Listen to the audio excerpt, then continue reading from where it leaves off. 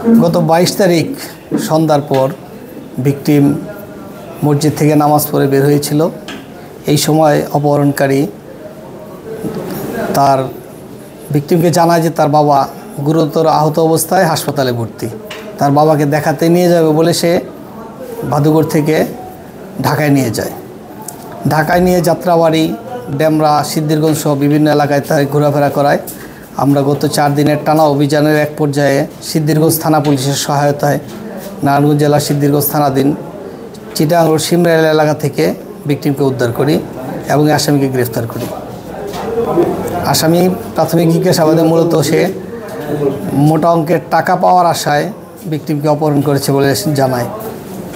আসামির বাড়ি কোথায় বা তাকে কীভাবে সে ট্রেস করলো, চিনলো কিনা, সে কি কোনো এরকম অপহরণকারী চক্রের সদস্য কিনা?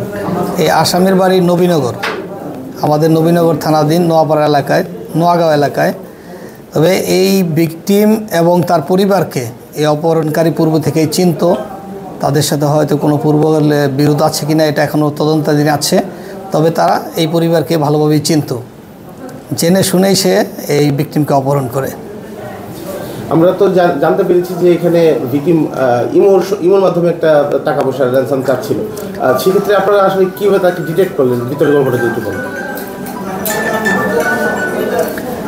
এখানে অপহরণকারী যে অত্যন্ত চালাক এবং আইটি বিষয়ে বেশ এক্সপার্ট, সে অন্য কোনো ডিভাইস ব্যবহার না করে ইমো আইডি ব্যবহার করেছে। ইমো আইডিটাও মোবাইল নাম্বার হাইড রেখে জাস্ট একটা ফুল স্টপ চিহ্নর মতো একটা ফোঁটা দিয়ে তার আইডিটা ওপেন করা এবং সে সেখান থেকেই এই ভিকটিমের পিতার সহিত বিভিন্ন কথোপকথন করেছে এবং মুক্তিপণ দাবি করেছে।